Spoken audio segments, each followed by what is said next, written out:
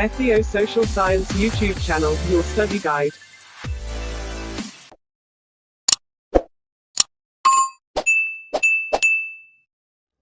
ሃይ ሰላም እንዴት ናችሁ? የኢትዮ ሶሻል ሳይንስ ዩቲዩብ ቻናል ተመልካቾች ዛሬ ይዤላችሁ የመጣሁት የግሬድ 12 ሂስትሪ ዩኒት 3 ትምህርት ነው። ከባለፈው የቀጠለ ነው ይዤላችሁ የመጣሁት። ርዕሱ ምን ይላል? 3.1.3 ሬዚስታንስ ቱ ኢጂፕቲያንስ ኤንድ ማሃዲስት አግሬሽን። ይህም ማለት እንዴት ኢትዮጵያ የግብፅንና የማሃዲስትን ጥቃት እንዴት ሬዚስት አደረገች የሚለውን ነው የምናየው ማለት ነው። It came from several directions: Egypt, ማሃዲስ፣ ሱዳን and Italy። ይሄም ማለት በኢትዮጵያ ነጻነት ላይ ከዚህ ቀደም ብዙ የውጭ ስጋቶች ቢኖሩም በ19ኛው ክፍለ ዘመን ሁለተኛው አጋማሽ ላይ ከፍተኛ ደረጃ ላይ ደርሶ ነበርና ከብዙ አቅጣጫዎች ነበረ የመጡት ከግብጽ፣ ከማሃዲስ ሱዳን እና ከጣሊያን ነበር እነዚህ ጥቃቶች የደረሱት ማለት ነው። Egypt embarked on a vigorous expansion into the Horn of Africa, which include Ethiopia at the source of the Blue Nile. ይህም ማለት ኢትዮጵያና ግብጾች የረጅም ጊዜ ታሪክ ያላቸው ናቸው። የባህል፣ የንግድ እና የሃይማኖት ግንኙነቶች ነበሯቸው እና ይህን ግንኙነት ከ19ኛው ክፍለ ዘመን መባቻ ጀምሮ ግብጽ በአፍሪካ ቀንድ ላይ ጠንካራ የግዛት ማስፋፋት ጀምራ ነበርና ኢትዮጵያንም እንደ ብሉ ናይል መገኘነቷ እሷንም አካታታለች ማለት ነው። Thus in 1821 Egypt occupied Sudan እና ይህ ማለት የግብጽ ገዢዎች ወይም መሪዎች የአባይን ውሃ ወይም የአባይን ያፈሳሰስ ሂደት ለመቆጣጠር የዘመናት ምኞታቸው ነበርና ስለዚህ ይህንን ምኞት ስለነበራቸው ምኞታቸውን ለማሳካት በ1821 ግብጽ ሱዳንን ያዘች ማለት ነው። በያዘችበትም ጊዜ ከፍተኛ ተቃውሞ ቢገጥማትም በግብጽ ወታደራዊ የበላይነትና በአካባቢው በተፈጠሩ ግጭቶች ሱዳን በግብፃውያን በቀላሉ እንድትያዝ አድርጓታል ማለት ነው። At the source of the Blue Nile, Ethiopia was also the victims of Egyptian expansion. ይህም ማለት ኢትዮጵያ የብሉ ናይል ሶርስ በመሆኗ ግብጽ በምታስፋፋበት ጊዜ ግዛቷን ማለት ነው በምታስፋፋበት ጊዜ ተጠቂ እንድትሆን አድርጓታል ማለት እና ግብጽ በዋነኝነት ወደ ኢትዮጵያ የገባችበት መንገድ በሱዳን በኩል ነበርና በሱዳን በኩል ወደ ሰሜን ምዕራብ ኢትዮጵያ ማለት ነው ወደ ሰሜን ምዕራብ ኢትዮጵያ ክልሎች እንደ ሰሜን ደንቢያ፣ ሸቅደም ሶፍ፣ አሶሳ፣ ቤኒሻንጉል ጉሙዝ እነዚህ ክልሎች ለግብጽ ወረራ መሰረት ሆነው ያገለግሉ ነበር ማለት እና የግብጽ ዛቻዎች ከዘመነ መሳፍንት ጋር ተገጣጠሙለትና የወቅቱ ውስጣዊ ቀውስ በኢትዮጵያ ውስጥ የነበረው የወቅቱ አለመረጋጋት ለግብጽ ወቅታዊ ጥቃቶችና ወደ ኢትዮጵያ ድንበር ክልል ዘልቃ ለመግባት እድል ፈጥሮላት ነበር ማለት ነው እና ሌላው ደግሞ ግብጽ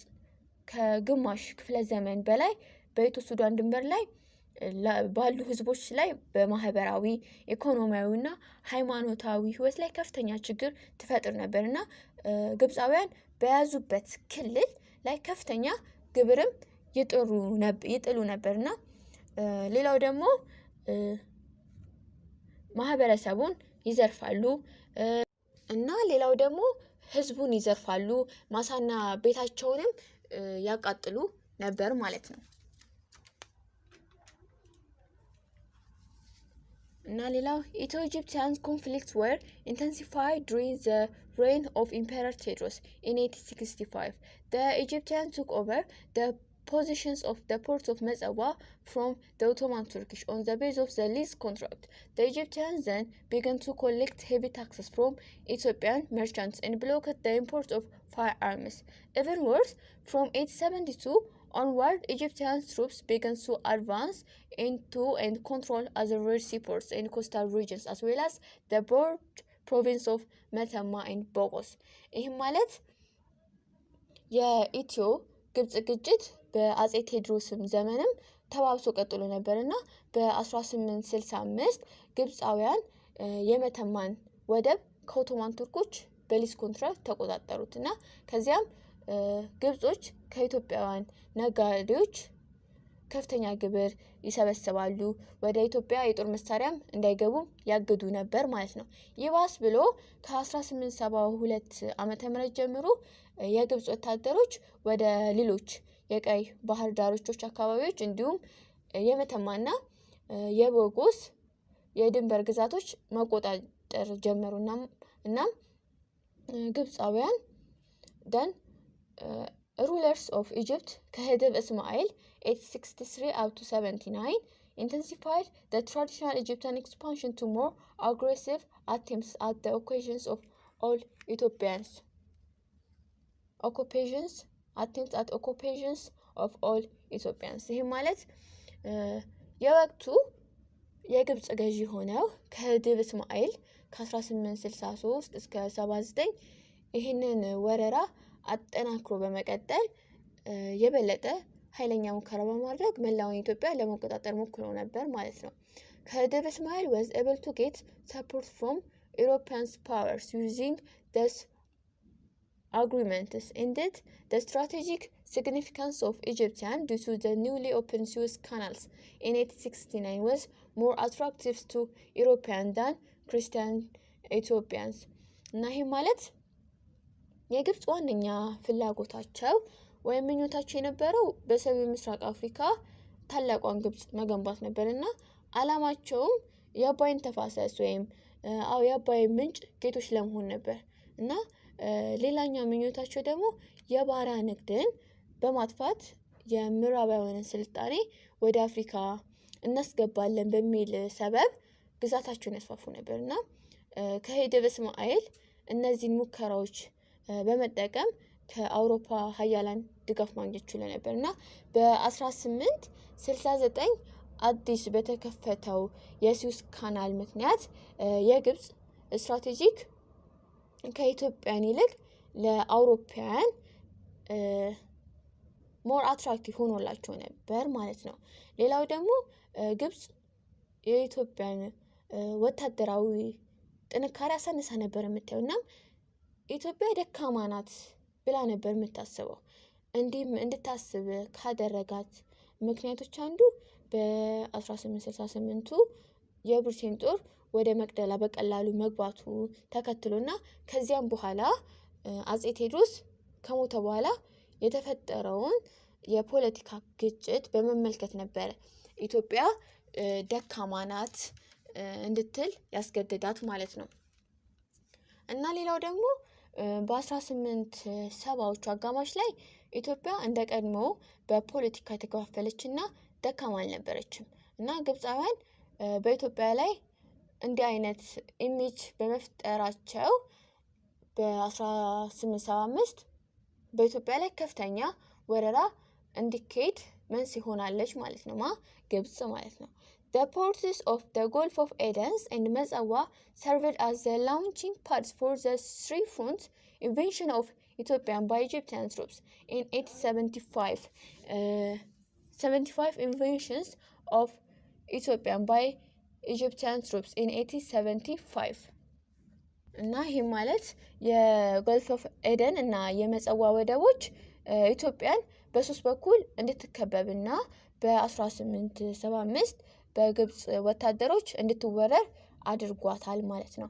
An Egyptian army commanded by Mohammed Rauf Pasha occupied the Muslim city-state of Harar in October 1875 with very little difficulty. እና በመሐመድ ራኡፍ ፓሻ በሚመራው የግብጽ ጦር በጥቅምት 1875 የሙስሊም ከተማ የሆነችውን ሐረር ከተማ ተቆጣጠሩ ወይም ያዙ ማለት ነው። ከዛ a Swiss German named Werner Musenger often referred to as the architect of Egyptian aggression in Ethiopia advanced to the center from the direction of Tajura. However, Musenger and his army of about 500 men were ambushed and destroyed by the Afar people on their way to Shawa.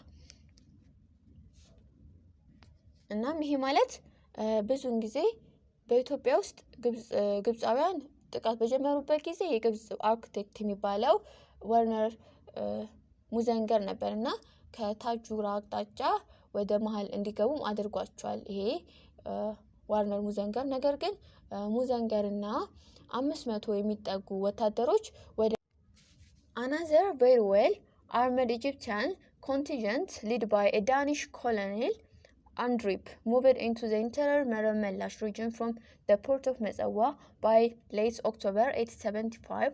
His army had reached the bank of river Merab. እና ይህ ማለት ደግሞ በዴንማርኩ ኮሎኔል አንድሪፕ የሚመራው ጦር ከግብጽ ከታጠቁ ወታደሮች ጋር በመሆን ከመጸዋ ወደብ መረብ መላሽ ክልል ገቡና በጥቅምት ወር 1875 ሰራዊቱ ወደ መረብ ወንዝ ዳርቻ መድረስ ችሎ ነበር ማለት ነው። ዮሐንስ wrote a letter to Egypt and other European country to withdraw the Egyptian troops from the Ethiopian borders, but no one can respond positively. እና በጁላይ 1872 ዮሐንስ ለከይድብ እስማኤል በሰሜንና በባህር ዳርቻ ያለ ቦታ የሱ እንደሆነ ደብዳቤ ጽፎ ነበር እና የግብጽ ወታደሮች ከሀገራቸው እንዲወጡም ጠይቀው ነበር። ነገር ግን ምንም አይነት ፖዚቲቭ የሆነ መልስ ሊሰጧቸው ባለመቻላቸው አጼ ዮሐንስ የውጭ ጣልቃ ገብነት እንዲኖረው በማሰብ ለፈረንሳይ፣ ለጀርመን፣ ለሩሲያ፣ ለኦስትሪያና ለብሪቴን መሪዎች ደብዳቤ ልከው ነበር። ነገር ግን ምንም ምላሽ አልነበረም። On 23 October 1875, he issued a mobilization order. In command of 20,000 troops, Emperor Yohannes crossed the river Merab. On 16 November, he fought with the Egyptian army at the Battle of Gundet. About 2 hours of effective attack on the encircled Egyptian troops resulted in an instant victory for Ethiopians. Colonel Andrips and about 1,320 Egyptian troops were killed in the battle. እና ይህ ማለት በኦክቶበር 23 1875 የቅስቀሳ ትእዛዝ አወጣ አጼ ዮሐንስ ማለት ነው። እና 20,000 የሚደርሱ ወታደሮችን በመያዝ ወደ መረብ ወንዝን ማቋረጥ ቻሉ ማለት ነው። እና በኖቬምበር 16 በባትል ኦፍ ጉንደት ላይ ጦርነት ጀመሩ ግብጽና ኢትዮጵያ ማለት ነው። ከዛ ለ2 ሰዓታት በቆየው ጦርነት ኢትዮጵያ ውጤታማ የሆነ ጥቃት በመዘንዘር ልታሸንፍ ይችላለች ባትል ኦፍ ጉንደት ላይ ማለት ነው። እና ሌላው ደግሞ ኮሎኔል አንድሪፕ እና እስከ 1320 የሚደርሱ የግብጻውያን ወታደሮች ሞተዋል ማለት ነው። እና ሌላው ደግሞ ብዙ የሆነ የግብጽ የጦር መሳሪያዎችና ሽጉጦች በኢትዮጵያ እጅም ገብቶ ነበር እና ግብጻውያን አስከፊ ሽንፈት ቢደርስባቸውም በግብጻውያን የተያዙትን ክልሎች ወደ ነበሩበት እንዲመለሱ አላደረጉም ነበር ማለት ነው። እና ሌላኛው ደግሞ ከሄደብ እስማኤል began preparation for another attack on Ethiopians to avenge his earlier setback. The following years, about 15,000 well-armed Egyptian troops under the command of Mohammed Ratib and the American general Loring invaded Ethiopia's territory in the north. Thus, the second Egyptian battle was fought on 7 up to 9 March 1876 at a place known as Gura, not far from Gundet. The Battle of Gura resulted in heavy loss on both sides, but once again victory went to Ethiopians, with the loss about 3,500 dead and 2,500 taken as a prisoners. The surviving Egyptian troops እና ይሄ ማለት ከሄደብ እስማኤል ቀደም ሲል ያጋጠመውን ውድቀት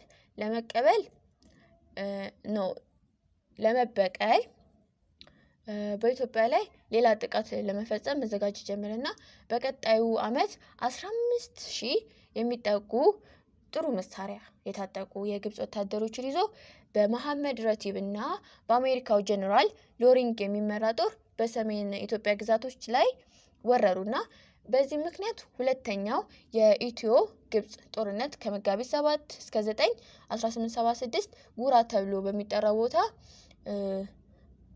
ይሄ ጉራ ከጉንደት ብዙም አይርቅም ነበረ ጉራ ማለት እና ጦርነቱ እዛ ተደረገ እና የጉራ ጦርነት በሁለቱም በኩል ከፍተኛ ኪሳራ ቢያስከትልም በኢትዮጵያ አሸናፊነት ተጠናቀቀ ማለት ነውና ወደ 3500 የሚጠጉ የሞቱና ወደ 2500 ሰዎች እስረኞች ሆኑና የተረፉት ግብፃውያን ደግሞ መሸሽ ጀመሩ ማለት ነው። በጣም የሚገርመው ከጦርነቱ ማግስት በኋላ ባለው አመት ግብጽ እንዳሸነፈች መሆኗ ነበር በጣም የሚገርመው ማለት ነው። ምንም እንኳን ኢትዮጵያን ለሰላማዊ መፍትሄ ያላትን ፍላጎት ብታሳይም ግብጽ እንደ ኢትዮጵያ ላሉ ሉዓላዊ ሀገር ተቀባይነት የሌላቸውን ጥያቄዎች አቀረበች። ልክ እንደ የካሳ ክፍያ፣ የጦር እስረኞች እንዲፈቱላት እና የተያዙትን የኢትዮጵያ ክልሎች መልሰው እንዲሰጧት ጠየቀች እና እነዚህ ጥያቄዎች ለጦርነቱ ማብቂያ ቢሆኑም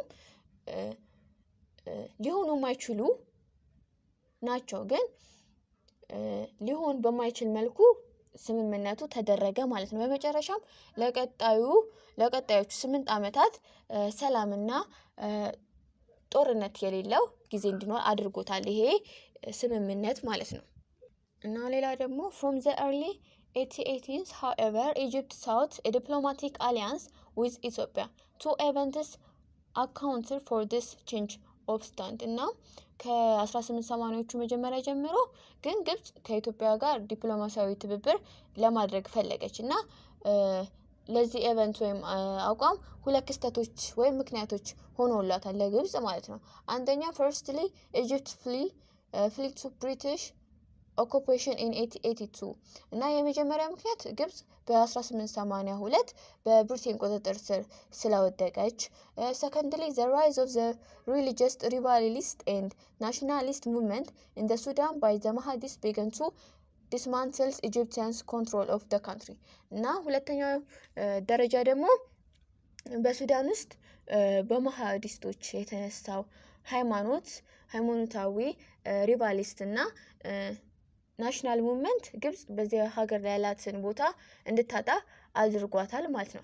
ሌላው ደግሞ ከምዕራብ ሱዳን ጀምሮ በማህዲስቶች ጥቃት የግብጽ ወታደሮች በሱዳን ውስጥ በማህዲስቶች ተሸንፈዋል ማለት ነው። በሂደትም አንዳንድ ግብጾች በኢትዮ ሱዳን ድንበር ላይ ተከበው ከሱዳን መውጣት አልቻሉም ነበር እና ግብጽ ሆነች ብሪቴን ይህንን ጥቃት ማስቆም አልቻሉም እና የታሰሩባቸውን ወታደሮች ለማስፈታት ሌላ ዘዴ ፈለጉና ሌላ ዘዴ በሚፈልጉበት ጊዜ ኢትዮጵያን አገኙ ማለት ነው። ስለዚህ ነው ይህንን ስምምነት የፈለጉት ማለት ነው። To this end, a British envoy, Rear Admiral Sir William Hewitt, signed a treaty, later called the Hewitt Treaty with Johannes on 3 June 1884. The Hewitt Treaty is also known from the name of the place where it was signed at the Adwa Treaty. It ends the Ethio-Egyptian conflict through British diplomatic intervention. ይህም ማለት ግብጾች ዲፕሎማሲያዊ ስምምነቱን አስበው የብሪቴኑ መልእክተኛ ሬል አድሚራል ሰር ዊሊያም ሂወትን በጁን 3 1884 ከዮሐንስ ጋር የሂወት ስምምነት ተብሎ የሚጠራውን ስምምነት ተፈራረሙና ይሄ የሂወት ትሪቲ የሚባለው አድዋ ትሪቲ በመባል ይታወቃልና የኢትዮ ግብጽ ግጭት በብሪቴን ዲፕሎማሲያዊ ጣልቃ ገብነት ሊያበቃ ችሏል ማለት ነው። The first two major articles of this treaty promised to Ethiopian free transit via the port of Metsawa and restoration of occupied regions to Ethiopians following withdrawal of Egyptian troops. By the third article, Ethiopia promised to facilitate the evacuation of the Egyptian troops from their encircled position in Eastern Sudan through Ethiopian territory into Metsawa and then to Egypt.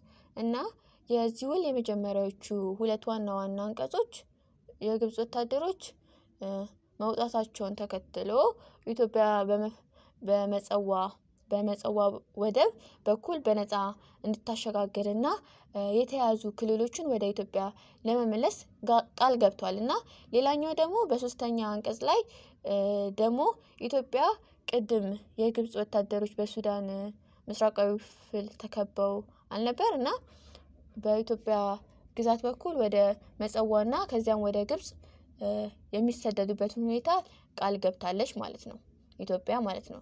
It promised restoration of occupied regions and opening a sea outlet. Yohannes thus chose to become an ally of Egypt, but this earned Ethiopians a serious enemy, Mahdists of the Sudan. For Yohannes, what he needs further was Britain's diplomatic support to restore the port of Metsawa to Ethiopians. Yohannes wrote to Queen Victoria of England to help him get back Metsawa. እና ይሄ ማለት የህይወት ትሪቲ ላይ ላዩ ሲታይ ህይወት ትሪቲ ማለት ነው ከጉንደትና ጉራ ወታደራዊ ድል ይልቅ ለኢትዮጵያ የሚክስ ይመስል ነበርና ሌላው ደግሞ ለአፄ ዮሐንስ ቃል የገቡለት የተያዙ ክልሎችን መልሶ እንደሚያቋቁሙና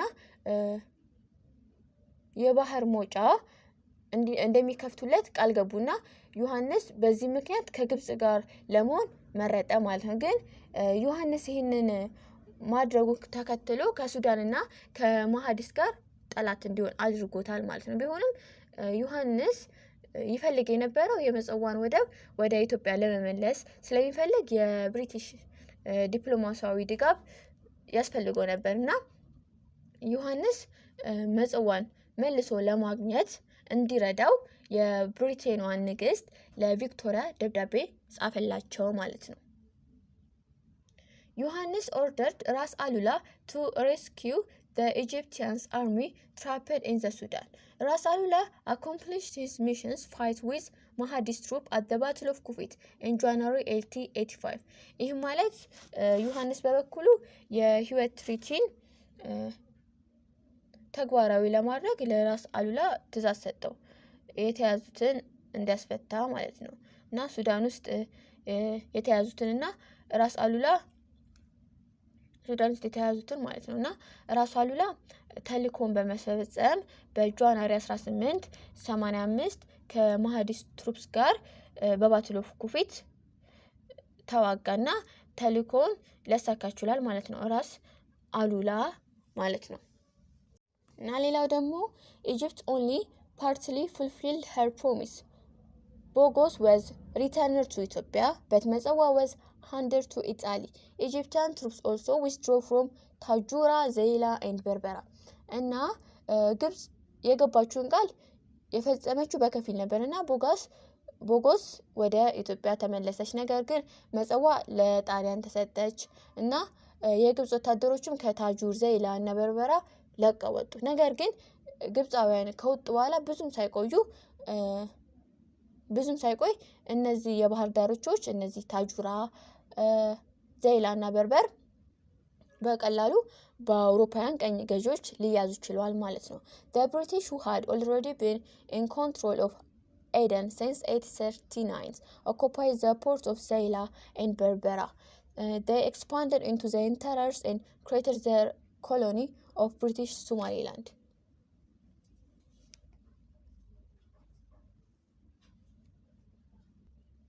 እና ይሄ ማለት ብሪቲሽ ከ1839 ጀምሮ ጎልፍ ኦፍ ኤደንን እሷ ነበረች ስትቆጣጠር የነበረውና የዘይላንና የበርበራን ወደብንም ይዛለች እና ራሷን በማስፋፋት ወይም ቅኝ ግዛቷን በማስፋፋት የብሪቴን ሶማሊላንድን ፈጠረች ማለት ነው።